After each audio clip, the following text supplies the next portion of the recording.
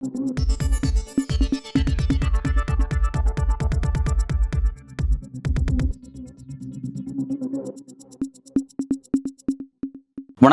இன்றைக்கு நம்முடன் அரசியல் பேசுவதற்காக மூத்த பத்திரிகையாளர் இரா குமார் அவர்கள் இணைந்திருக்கிறார். சார் வணக்கம். வணக்கம் அன்பு. இப்போ அடுத்து அண்ணாமலையோட ஃபியூச்சர் என்ன, அடுத்து அவர் என்னுடைய அரசியல் என்ன அப்படின்னு பேச வேண்டியதாக இருக்குது. அவர் மாற்றப்பட்டாலும் கூட நான் இன்னும் என்னோட அரசியல் செஞ்சுட்டு தான் இருப்பேன். கிடைச்ச தகவல் டெல்லி நண்பர்கள் சொன்னது, உங்கள் டெல்லிக்கு வந்துருங்க, நேஷ்னல் பார்ட்டிஸ் வந்துருங்க, அமைச்சராகவோ இல்லை மற்ற ஒரு தேசிய பதவியோ வாங்கிக்கிட்டு இங்கே வந்துருங்க அப்படின்னு சொல்லி மேலிடத்தில் சொன்னதாகவும், எனக்கு அறிவாலயத்தில் கொத்தனார் வேலையெல்லாம் இருக்குது, அதெல்லாம் முடிச்சுட்டு தான் நான் வருவேன், தமிழ்நாட்டை விட்டு வரமாட்டேன் அப்படின்னு சொன்னதாகவும், அவங்களே கடுப்பாயிட்டாங்க, அதனால் என்ன சொல்கிறத கேட்க மாட்டான்னு பேசுகிறா இருந்தாலே அப்படின்னு சொல்லி கிடைச்ச தகவல்.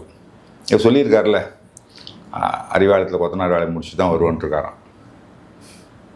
அது ஒரு ஃப்ளோக்கு சொன்னது தான் சார். அது ஏங்க திரும்பவும் சொன்னார், அறிவாலயத்தில் ஒவ்வொரு செங்கலையும் உருவும் வரைக்கும் தமிழ்நாட்டில் இருக்கும், ஒவ்வொரு செங்கலையும் உருவுற வரைக்கும் 2வது முறையும்.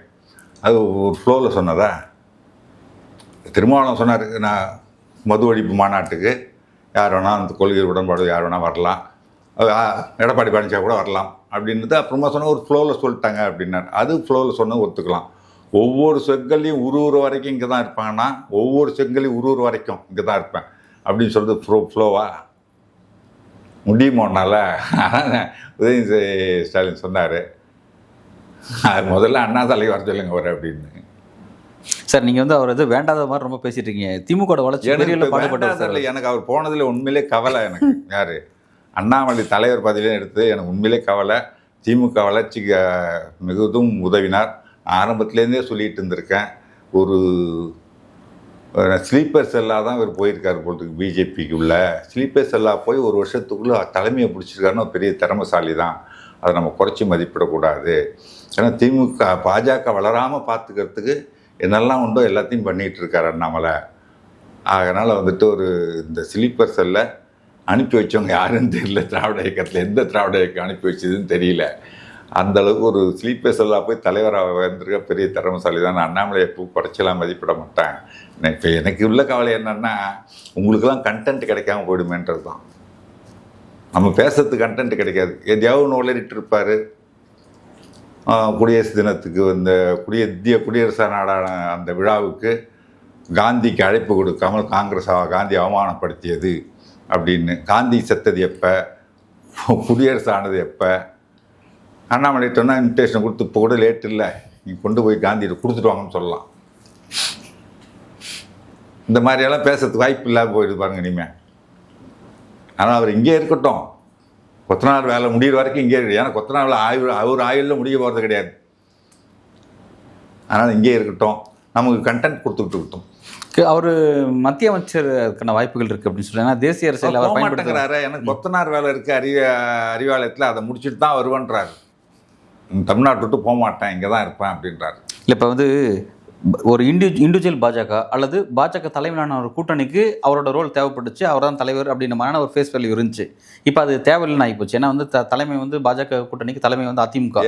இபிஎஸ் ஒரு கூட்டணி சேர்றது இந்த ஆளை தூக்குனா தான் நான் கூட்டணிக்கு வருவேன், இல்லைன்னா முடியாது அப்படின்னு சொல்லி காலையிலேயும் சாயங்காலம் வரைக்கும் ப்ரெஸ் மீட்டை தள்ளி போட வேண்டிய நிலைமை ஒரு தேசிய கட்சி ஆளுங்கட்சிக்கு உருவாகிருக்குன்னு சொன்னேன். அது கேட்டு அண்ணாமலை தூக்கிட்டான் அப்படின்னு அண்ணாமலை ஒரு கூட்டணி, ஒரு கட்சியோட கூட்டணிக்காக இது ஒன்றும் புதுசு கிடையாது. அதே மாதிரி மூப்பனாரை தூக்கிட்டு வாழப்பாடி ராமமூர்த்தியை போட்டிருக்காங்க அதிமுக கூட்டணிக்காக ராஜி இருக்கும்போது. அதெல்லாம் ஒன்று நடந்திருக்கு, காங்கிரஸில் நடந்திருக்கு, இல்லைன்னு சொல்ல மாட்டேன். அந்த மாதிரி. ஆனால் பிஜேபி அப்படி கிடையாது, நாங்கள் பார்ட்டி வித் டிஃபரன்ஸ் அப்படின்னு. அப்போ அதிலே இந்த வேட்புமனு தாக்கலுக்கு விண்ணப்பங்கள் வரையறுக்கப்படுகின்றன வேட்புமனுக்கள்னு சொல்லி ஒரு அறிவிப்பு வெளியிட்டா தெரியுங்களா? அதில் என்ன கொடுத்துருந்தாங்க தகுதி? 10 ஆண்டுகள் இருந்திருக்கணும் உறுப்பினரான்னு. நயினா நாகேந்திரன் 8 வருஷம்தான். 8 வருஷம். ஆமாம். அப்போ நயினா நாகேந்திரன் வேட்புமனு தாக்கல் பண்ணுறது தடுக்கிறதுக்காக தான் அந்த ப்ரெஸ்ஸில் ரிலீஸ் பண்ணுறாங்க. ஏதோ தேர்தல் வச்சு நடத்துகிற மாதிரி. நீ இறங்கு, நீ உட்காரு, அதான மேட்ரு. ஆமாம்.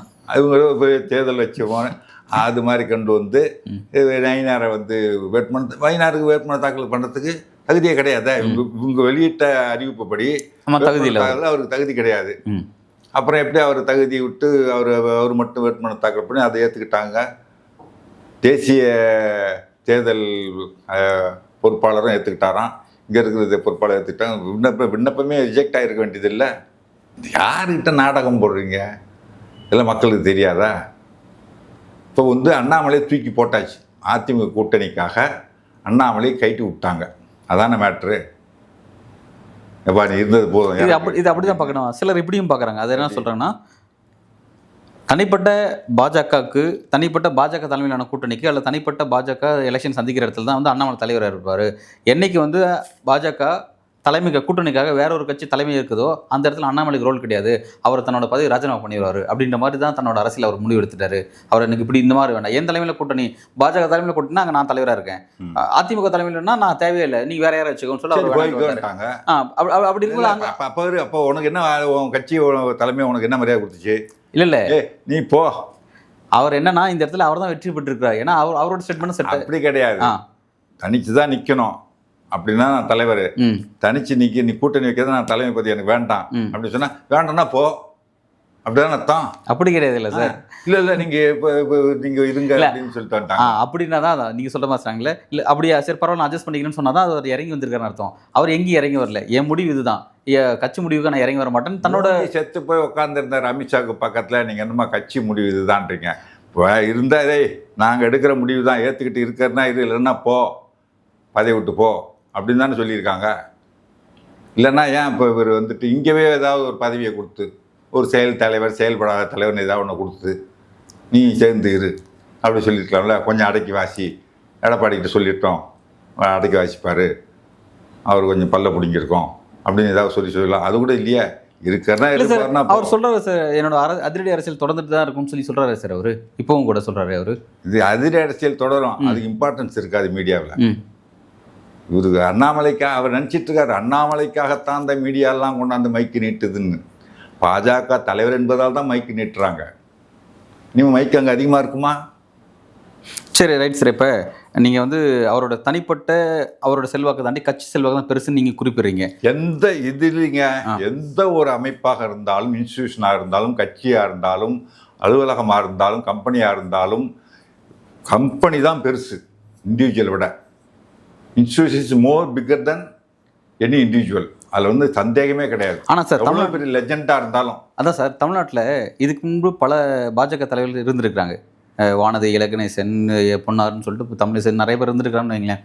ஆனால் எந்த தலைவரும் அண்ணாமலைக்கான அந்த இண்டிவிஜுவல் ரோல் கிடைச்சதில்லை. மற்ற யாருக்கும் அண்ணாமலைக்கு தனிப்பட்ட கூடுதலான இண்டிவிஜுவல் ரோல் கிடைச்சது. நெகட்டிவ் பப்ளிசிட்டி கிடைச்சது. நெகட்டிவ் சார், அரசியல் ப்ளஸ் மைனஸுங்கிற செகண்டரி கிடச்சிருக்கா இல்லையா அப்படிதான் விஷயம். அப்படி இருக்கும்போது அவர் கிடச்சிருக்கு, அதை மறுக்க முடியாது. ஓகே, இப்போ என்னன்னா அந்த தனிப்பட்ட அந்த இண்டிவிஜுவல் அரசியல் அப்படிங்கிறது தேசிய கட்சி தன் கட்சி வளர்றதை தாண்டி ஒரு இண்டிவிஜுவல் வளர்றத ஸ்பேஸ் கொடுத்துருக்காங்க. டெல்லி அரசு அதையும் கொடுத்துருக்காங்க. இல்லை கொடுத்துருக்காங்க. அப்போ அப்படி இருக்க பட்சத்தில் இப்போ வந்து தலைவரை மாற்றிட்டாங்க. ரெண்டாவது வந்து சென்ட்ரல் தேசிய அரசியலையும் அவர் போக மாட்டேங்கிறாரு.